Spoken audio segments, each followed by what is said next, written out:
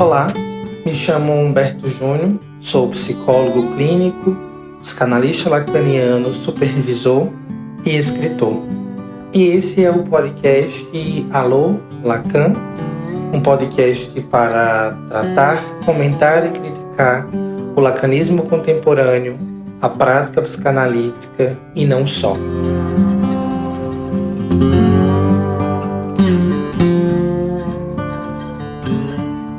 Mariana, para mim é um prazer muito grande ter você, contar com sua presença nesse meu novo projeto do podcast. E hoje para falar de um tema que eu já tive o prazer de ouvir você falando, juntamente com um grupo de outras tantas pessoas no ano passado, que é como se forma um psicanalista. Uma questão que eu acho que demorará um pouco para se esgotar, porque enquanto houver pessoas que percussem pela psicanálise, haverá, consequentemente, essa questão de como se forma um. Então, seja muito bem-vinda. Eu queria que você se apresentasse brevemente e fique à vontade para iniciarmos esse debate acerca do como se forma um psicanalista. Muito obrigada, Humberto, pelo convite. Também é um prazer estar aqui. Essa é uma temática que me atravessa muito, acho que atravessa todos nós, né, em psicanálise. Me atravessa pessoalmente por ocupar espaços de formação e que constrói a questão, né, do que é a formação, como pensá-la hoje. E fico muito feliz, muito agradecida de estar aqui. Espero que seja proveitoso para nós dois e para as pessoas, né, que estão aí nos escutando, não só para nós dois, mas para quem vier aí.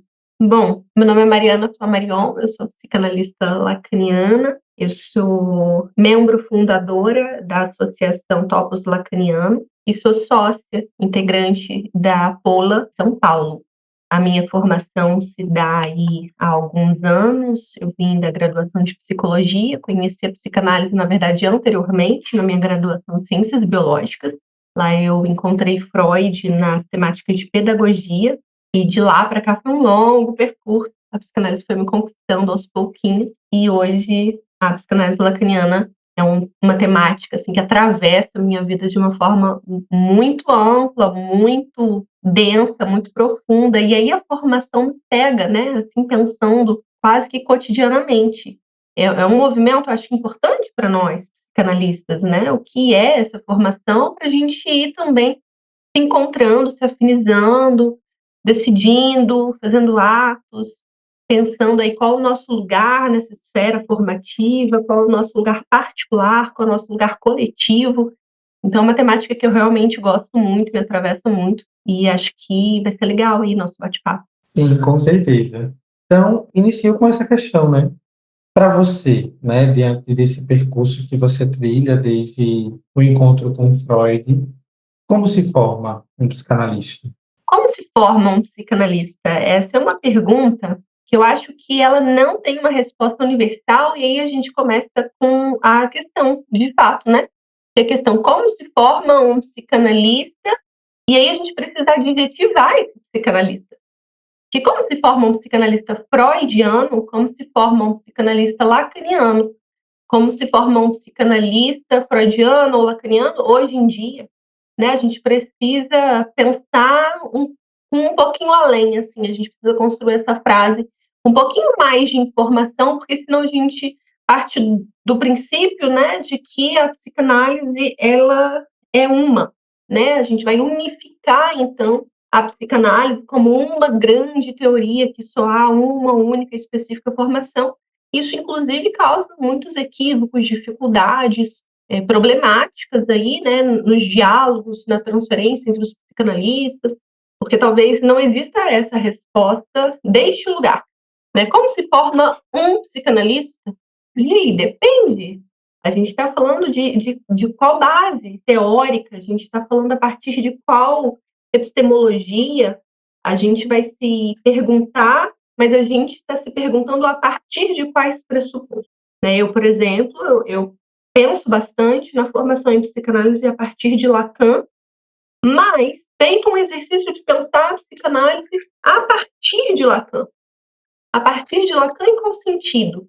Né? A partir de Lacan, porque hoje, 2024, com o advento aí da internet, das redes sociais, com o acesso à psicanálise tão diferente da época dele, é importante sim que a gente se pergunte se a formação ela é possível em outras modalidades, por exemplo, que não somente uma formação numa escola, só uma formação tradicional ou análise pessoal, enquanto uma formação no divã, ela é de fato exclusiva dos psicanalistas como um todo, ou é uma leitura específica, uma interpretação de uma das vertentes da teoria?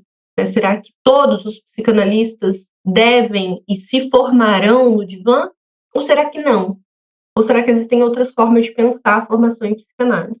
Então, acho que esses atravessamentos são importantes e, principalmente, sempre que eu falo disso, eu gosto de relembrar que é importante que a gente pense todas essas questões e que a gente formule respostas possíveis de uma forma muito crítica, para além de uma opinião pessoal. É uma troca, assim, que eu acho importante, né? Muitas vezes, eu acho essa uma grande problemática da formação em psicanálise, que é a problemática da gente individualizar questões que não são do âmbito particular individual. Eu não poderia, né, responder como se forma o psicanalista, para mim, na minha opinião pessoal, no que me é mais conveniente, né? E a gente cai com muita facilidade numa psicanálise selvagem. E eu acho que essa é a grande questão hoje, hoje em dia, justamente com as coisas que eu trouxe, no sentido de, hoje em dia nós temos um acesso que não é mais institucionalizado. A psicanálise ela está sendo passível de ser acessada no YouTube, no Google, em plataformas de artigo como a Cielo, no próprio Instagram, no Facebook. Nós temos, então, uma psicanálise que arrebentou as portas da instituição tradicional e ela está sendo acessada por muitos outros lugares e modalidades de formas muito distintas. Então, a parte teórica, pelo menos, a gente pode pensar que ela se sustenta para além do que foi pensado a princípio, né, lá atrás, na psicanálise freudiana, como um dos pilares da sociedade. Esse é um ponto, mas até onde eu posso decidir, porque me é mais conveniente, por exemplo, mais fácil para mim, que todo o meu aparato e arcabouço teórico vai ser apreendido, vai ser formalizado a partir de vídeos de YouTube. Será que isso forma um psicanalista? A parte teórica, né, a parte aí do conhecimento, basta que eu esteja em grupos, basta que eu leia os seminários de Lacan e as obras freudianas para eu falar que a parte teórica eu tenho. Uma coisa que eu fiquei pensando assim, antes de você avançar nisso que você discorre, dentro dos questionamentos que você fazia, né, sobre a formação do psicanalista, me ocorreu um que é: para quem se forma um psicanalista? Para quem ou para o quê? Porque aí a gente vai para o contexto das escolas de base, né? Esse contexto mais conservador de uma formação do psicanalista, em que tem que cumprir uma tabela, um roteiro e afins. Então, eu fiquei assim, dentro desses questionamentos, eu fiquei me perguntando: para quem se forma também o psicanalista? Ou para quê? Quando a gente pensa a serviço de quê? A serviço de quem Exato, está a formação? A, exato. uhum. A serviço de quem está a formação fechada, em quatro paredes, de uma escola conservadora tradicional, e a serviço de que também está que a gente arrombe essa porta e que a gente vá para fora. E mais do que a serviço de que ou de quem, aqueles, então, que decidem por uma via ou por outra, quais são as consequências, sejam boas ou ruins, quais são as teorizações que têm sido construídas. A gente mantém um viés de, bom, foi assim que disseram, então a gente se organiza, né, enquanto a formação, o lugar a serviço de quem? Quem responde essa pergunta está atualizado? Essa é uma questão, né, que para a gente falar, a gente tem até que tomar cuidado, porque com muita facilidade a gente é cancelado pelo pessoal das outras gerações. Né? Porque assim, mas quem foi que disse? Disse quando? Disse em 1800, o inicinho de 1900? Tem um século? Tem um pouco mais de século? Mas será que esses dizeres, eles se sustentam em 2024 no Brasil, por exemplo? Quem respondeu a pergunta? Respondeu a pergunta na França, na Europa? Era branco, rico? Qual a diferença? Se a gente responde que sim, que a formação do psicanalista se dá institucionalmente, e que um dos viés de entrada institucional depende que você tenha um certo lugar, esteja num certo patamar social. Então, esse acesso, ele é um acesso para aqueles que desejam ser psicanalistas ou ele é um acesso para aqueles que têm condições financeiras, brancos, homens, e desejam ser um psicanalista? Será que esse desejo de ser um psicanalista, enquanto um dos pré-requisitos para você se associar a uma escola, eles olham para todo mundo hoje, 2024 no Brasil, né? Isso é um pouco tabu, né? São coisas que assim, a gente não pode fazer esse tipo de questionamento.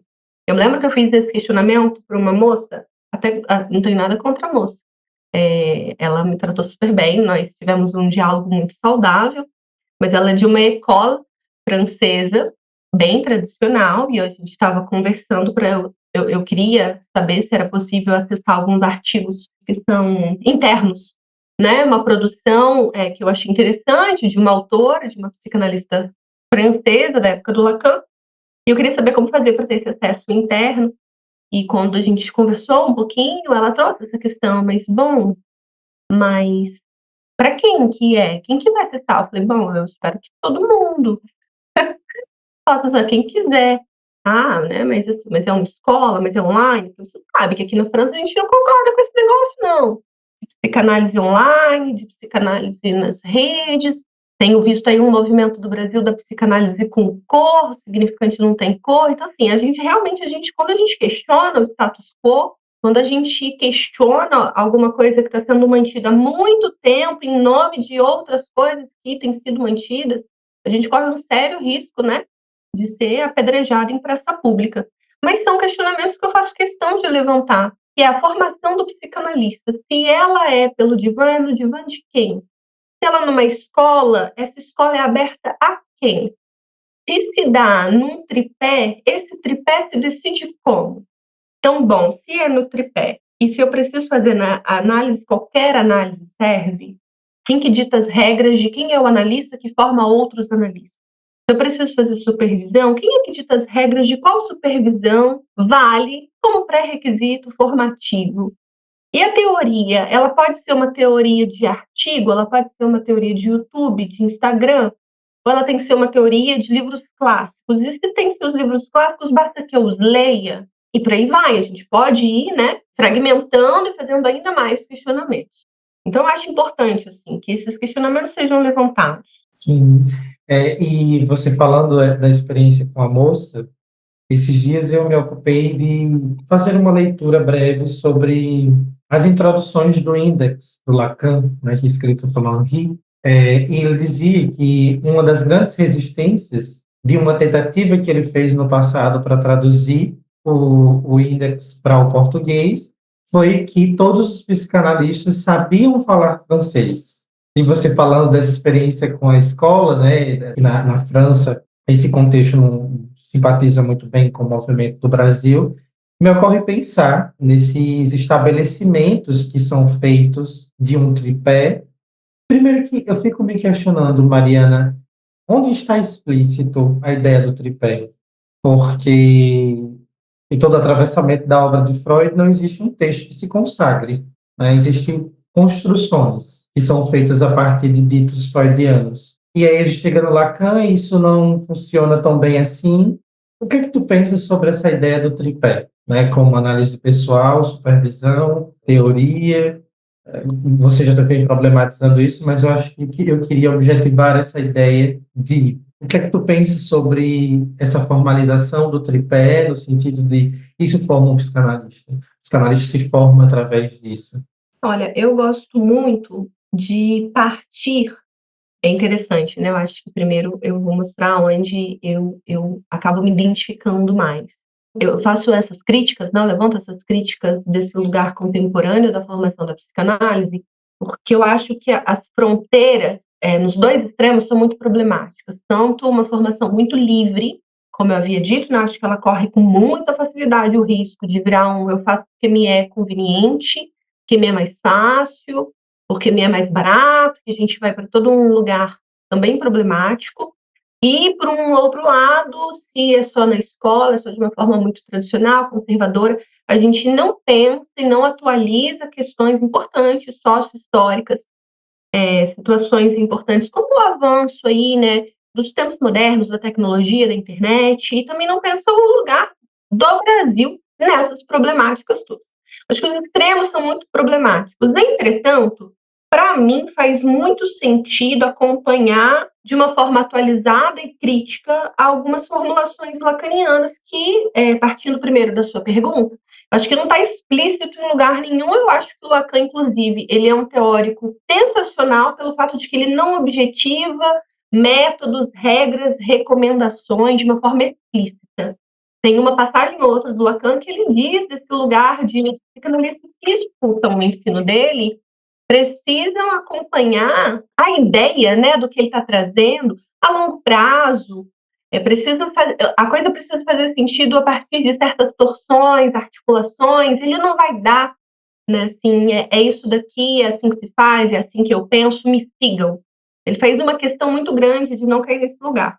E ele traz, se eu não me engano, lá na nota italiana, a questão do ritualizar, né, que a gente precisa ter esse cuidado. Ele está falando especificamente sobre a autorização do analista, mas eu acho que isso diz muito da formação, que é o risco que a gente está correndo o tempo todo de entrar em certos rituais e nos ritualizarmos em nome de certas coisas. Então, eu não vejo problema no tripé a priori, principalmente se a gente passa por essa crítica de que ele não seja um ritual. Como eu disse, o tripé ele é muito interessante, sim, para pensar a formação de um psicanalista, tendo visto aqui o espaço de supervisão é aquele espaço em que você vai ver pontos cegos estruturais de uma transferência, né? Se a transferência ela se dá ali num vínculo a dois.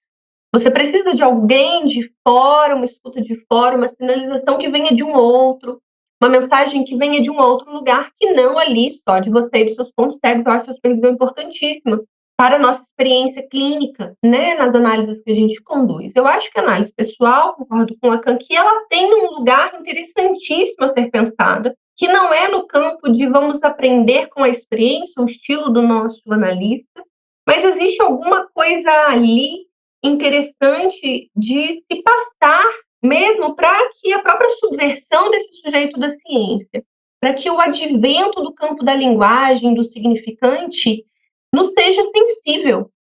Tem alguma coisa aí, né, que a gente precisa reconhecer que não é substituível por um livro. O que se dá ali numa formação inconsciente, na relação com o outro, enquanto este outro que sabe, enquanto este campo de saber, o encontro com essa suposição, não é substituível, não é a mesma coisa que ler um livro que explique isso. Tem alguma coisa ali que é da experiência da transferência, né? A transferência ela é avassaladora. Então, acho que a análise pessoal também pode ser pensada de um lugar muito importante na formação de um analista. E também acredito que o lugar da teoria, concordo também com Lacan quando ele vai nos dizer que a teoria é onde nos dá os nossos limites. A tua escuta não vai até onde a sua experiência foi, mas até onde a tua teoria foi. Então, eu não vejo problema com os elementos do tripé. Mas esses elementos, eles estão sendo utilizados nesse sentido crítico, subversivo, eles estão sendo pensados a partir do campo da linguagem, a partir da subversão com a ciência, a partir de uma politização desse campo, ou eles são os meus checklists de estou sim fazendo a formação do psicanalista. Porque tem bastante diferença. Então é um ritual, eu estou ritualizando a formação, então eu faço a minha supervisão vez ou outra, eu faço análise de uma vez por semana e eu leio os livros de Lacan. Isso basta? Aí fica a questão, que é o como, né? Não é o que se faz para ser psicanalista, mas é o como se faz o que se faz para ser psicanalista. Para que a gente passe, então, por esse percurso formativo. Você falando, eu lembro de algumas coisas que eu ouvi já há um tempo. Eu acho que cabe uma outra problemática. E se por alguma intercorrência da vida eu precise, intercorrências outras, interromper a minha análise por um breve período de tempo? Não consigo estar bancando nesse instante a frequência da supervisão. Eu paro a minha clínica? Eu acho que a gente tem pontos, com o devido cuidado da gente não tender ao infinito dos problemas, né, insolucionáveis ou solucionáveis, mas não tender a uma infinitização das problemáticas possíveis, que são infinitas, porque cada um de nós vai esbarrar com limites, problemas, questões, sejam elas subjetivas, econômicas, neoliberais, políticas, culturais, é um infinito de possibilidades de problemas a serem pensados. E aí eu acho que é da ordem do impossível que a gente teorize sobre cada um deles a priori. É alguma coisa que a gente constrói. É um pouco isso. Se é um ritual, se é um check, a gente tem dois problemas, não só esse que você colocou, mas, por exemplo, vez ou outra eu encerro uma análise, eu não posso bancá-la, pagá-la, não tenho tempo, quaisquer problemas de vida aí cotidiana rolando, e aí eu não sou mais analista, porque eu não estou mais em análise, né, com devido uso, assim, né, de um em análise, então, em análise quer dizer ao longo do tempo, ou também no sentido de, bom, fiz 10 anos de análise, portanto, já está bom. Os dois lados a gente está respondendo ao ritual. Os dois lados a gente está respondendo de uma forma comportamental a coisa. Né? É diferente a gente pensar que lugar será que tem que a nossa relação, a relação que a gente estabelece com o outro, seja posta à prova. É a análise que faz isso. É a experiência analítica que põe à prova qual é a relação com o campo do saber, com o outro, com o gozo desse outro. É a análise que coloca à prova isso. É a análise semanalmente enquanto um checklist? Não. É uma experiência. E da ordem de uma experienciação que não necessariamente precisa ali desse cheque, né? Assim, cheque, fiz. Opa, não fiz. Posso, não posso fazer agora, né? Vem de um outro lugar. Da mesma forma, a supervisão. A supervisão, eu acho que é uma problemática ainda maior, porque a gente depara com questões éticas muito importantes, que são desse lugar mesmo, né? Desse lugar de a gente só clinica se a gente pode passar por uma ou não, e quais são as consequências se a gente decide que tudo bem, a gente. Eu acho que é por isso que eu acho muito interessante os três elementos do tripé. Porque a gente pode cair no lugar de achar que o conhecimento teórico, a ordem do conhecimento mesmo, e não do saber, mas assim, que o conhecimento, então, se eu li todos os livros, se eu estudei todos os seminários, se eu faço minha formação semanal ou quinzenal, né, vai depender aí das instituições, mas se esse lugar está muito bem amparado, obrigada, talvez a minha escuta seja boa na supervisão. Esse é o tipo de risco que a gente corre, que a gente vê algumas pessoas caindo neste lugar. Né? Que o conhecimento é o suficiente para a clínica. Será que ele é o suficiente para a psicanálise? Talvez seja o suficiente para linhas da psicologia.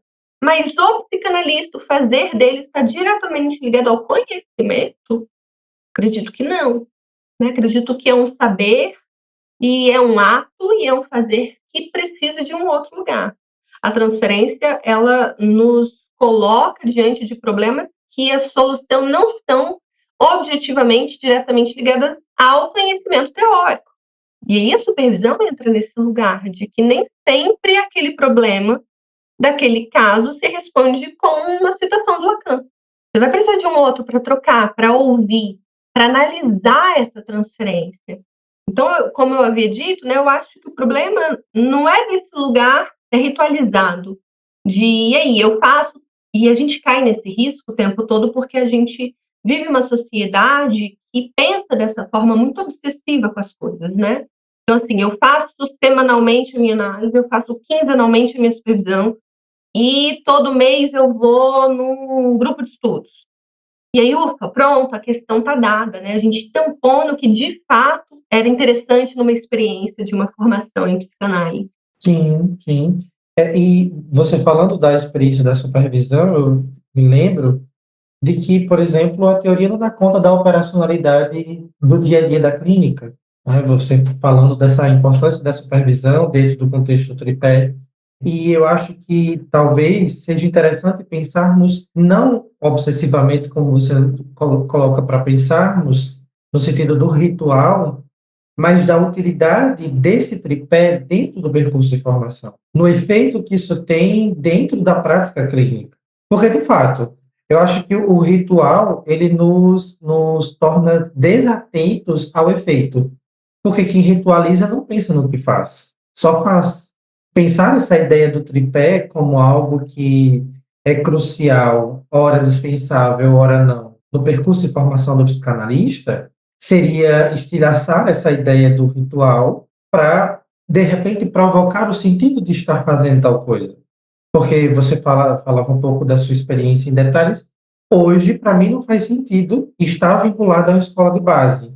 E aí, isso acontece fora dos muros da escola de base? Mas acontece como? Em que momento? Quem autoriza? Quem legitima? Eu costumo dizer, Mariana, que tem algo que acontece dentro de cada sessão de análise, por exemplo, que não é instagramável, que não pode ser transmitido. E aí a gente entra naquela discussão da polêmica de hoje, que são alguns pacientes que estão gravando as sessões para depois se escutarem. E outra polêmica também que surgiu de uma pesquisa se no futuro o mundo seria substituído pela inteligência artificial. Foi colocado isso num grupo de estudos e eu pontuava que, a meu ver, não. Porque tem algo que acontece que escapa, que não pode ser capturado pela inteligência artificial, que não pode ser capturado pelo ritual da formação do psicanalista. Tem algo que escapa nessa formação que o ritual não dá conta, que por ser ritual e nos tornar desatentos ao efeito do que fazemos, a gente só faz. E é isso que eu sempre problematizo, o problema de nos tornarmos cegos à palavra desse outro, que foi dito em 1900, em 1800, há 100 anos atrás, há alguns anos atrás, em um outro contexto de país, e tornarmos isso como uma verdade suprema para nós. Sim, essas são outras questões, né, a serem colocadas. Eu acho que o mais importante da formação do psicanalista é justamente responder o que ela não abrange, do que ela não trata, né, das coisas que a gente não vai achar uma resposta objetiva, né, no sentido de que não se trata da gente conhecer a teoria e os livros, não é suficiente, né? O que que nos separa aí desse lugar comum da apreensão de conhecimento científico, por exemplo? O fato de que não basta aprender, não basta se pensar de uma forma tecnicista, não basta se ritualizar, isso não basta porque há alguma coisa de uma outra ordem. Porque o que está em jogo precisa passar por uma subversão da nossa relação com o outro. Porque é só depois desse corte estrutural, onde a nossa relação com o outro se altera, que a gente pode começar a pensar, então, o real que está em jogo nisso, os limítrofes, né, que o impossível nos coloca, as articulações de um sentido que vem a posteriori da nossa própria relação com a psicanálise. Existe alguma coisa aí que, de fato, a gente não vai achar a partir de um aparato metodológico, técnico ou de rotina ou cotidiano, né? Alguma coisa aí que a gente não vai conseguir enquadrar. E eu acho interessante quando a gente pensa, é dispensável ou não é dispensável certos elementos da formação do psicanalista? A gente corre o risco, quando a gente acha que é dispensável algum desses elementos, a gente corre o risco de cair num lugar onde há uma formação, no sentido de que chega no final e você ganha um parabéns e vira um psicanalista. Mas se a análise é dispensável como um todo, então isso quer dizer que eu posso me nomear psicanalista sem nunca ter passado por essa experiência, sem nunca ter, de fato, lidado aí com a minha relação com todos esses campos, essas questões colocadas, sem essa experiência com o inconsciente, é possível que eu seja um psicanalista? O Lacan fala muito, né, em momentos bem oportunos, em sessões de alguns seminários interessantes a gente pensar, em alguns textos escritos, os outros escritos ele repete, que o psicanalista ele aparece enquanto um produto, né, enquanto um resultado das operações em que o objeto A conduz. Né? Ele tem uma passagem no outros escritos, lá no resumo do ato psicanalítico, se eu não estou enganada, mas acho que é lá assim, ele fala que o psicanalista se faz do objeto A. E é por isso que a gente fala que o psicanalizante faz o psicanalista. né? Não nesse sentido de um ritual de parabéns, você fez análise um tempão, logo agora a gente dá a carteirinha e você é psicanalista, que a gente cai neste lugar mais uma vez, né? De que há um psicanalista e ele chegou nesse lugar final depois de uma travessia, de um percurso específico, né? Eu também não acho que é muito por aí. A questão das escolas, da instituição, eu acho que é um problema que a gente, agora, né, as novas gerações, vão ter que questionar e teorizar. E, mais uma vez, eu acho que o grande problema é a gente fazer isso a partir das nossas convicções pessoais, né? Eu acho que a questão não é muito se eu topo ou não topo estar associado, eu quero ou não quero estar institucionalizado. É o que significa, quais as diferenças. O que representava estar associado a uma instituição de formação? O que a gente dizia que era importante lá dentro? Que, obviamente, não são as paredes. Então, o que tinha ali nessa troca, nessa presença com vários outros analistas? O que se sustentava lá dentro que diz desse percurso, dessa formação? Esses são os elementos, então, a ser retirados da parede, né? Então, assim, tudo bem a gente não estar vinculado, porque a questão talvez não seja o estar vinculado, associado, institucionalizado, mas há alguma coisa, então, estrutural que a gente pode pensar, né? E que sustenta a formação, e não a formação onde. A gente pode retirar o onde e pensar o que sustenta a formação. E se esses elementos estão presentes, independe do onde. Mas é importantíssimo que a gente teorize, critique, pense, porque nós estamos correndo o risco, e é um risco comum das grandes revoluções, né? Sempre que a gente quer produzir uma mudança de alguma coisa que está ali sendo tradicionalmente mantida, a gente corre o risco de, num primeiro momento da revolução, a gente perder algumas coisas de base importantes. Então, por exemplo, é importantíssimo que a psicanálise tenha um acesso mais aberto, mais livre, pensando no nosso país, que é um país onde a elitização do conhecimento se dá não só na psicanálise, mas na educação como um todo, como você brincou, e assim, quem que sabe francês no Brasil? Né? Francês não está nem nas escolas particulares. Então, quem é que sabe? Se nem a elite sabe, quem é que sabe? Que psicanalista é esse que vai saber falar francês num país em que o francês não é nem uma língua comum nas escolas? Então, a gente tem essas questões, mas quando a gente pega essas questões, faz assim, não, a psicanálise vai ser acessível sim, a gente vai tirá-la ali do obscurantismo, a gente vai tirá-la do tradicionalismo, conservadorismo, a gente vai tirá-la. A gente também corre o risco de ficar simplificando demais e ir num campo do equívoco, fazendo talvez uma visão de mundo, enquanto a gente faz vídeos curtos no YouTube. É um risco que a gente corre em nome de uma posição política importantíssima.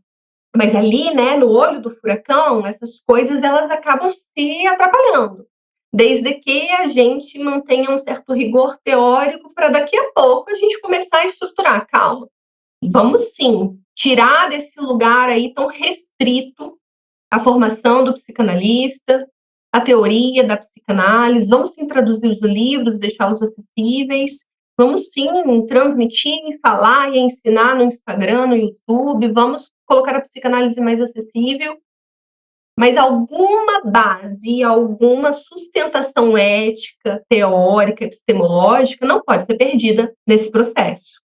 Eu hoje acho que eu sustento a institucionalização, obviamente eu sustento, sou institucionalizada em 2 lugares, eu acho importante, interessante que seja para que essa sensação de liberdade não nos leve com muita facilidade à selvageria.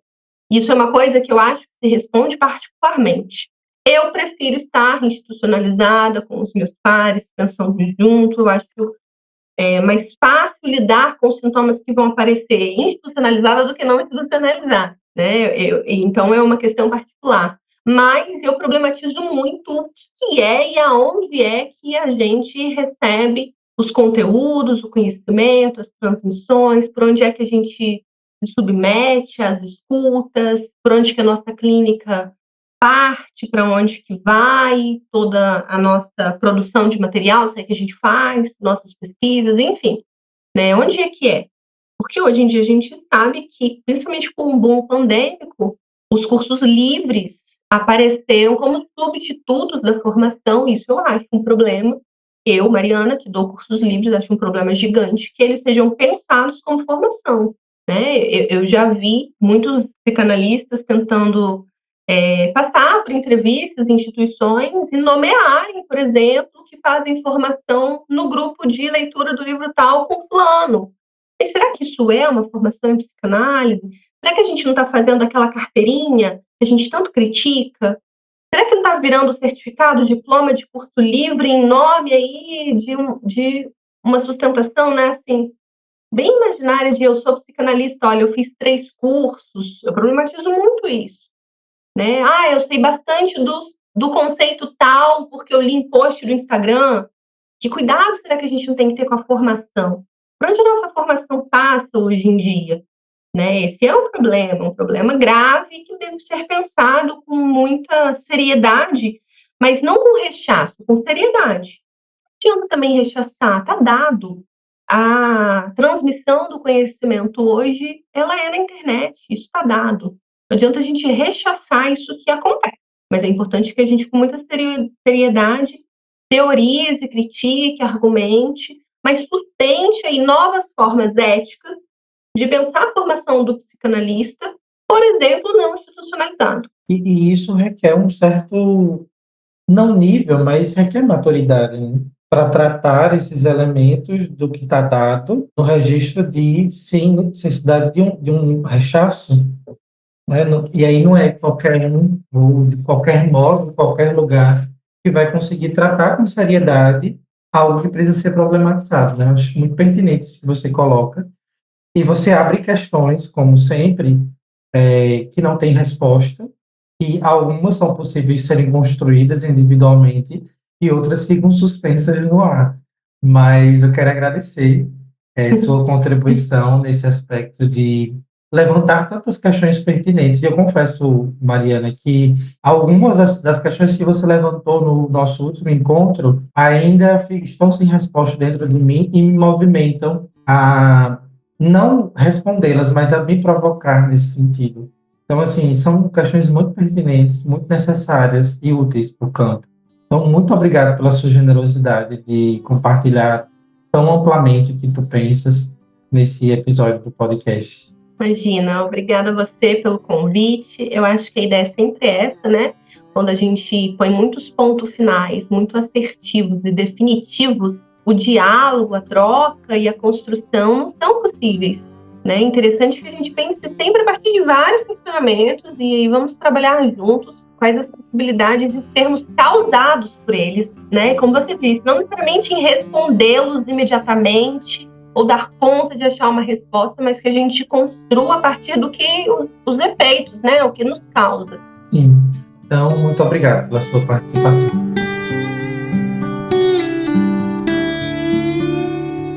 Se você gostou desse episódio, siga-me aqui nessa plataforma para receber a notificação dos novos episódios e também me siga no Instagram, @HumbertoJuniorPsi, e também meu canal no YouTube. Curta, comente e compartilhe. Um abraço.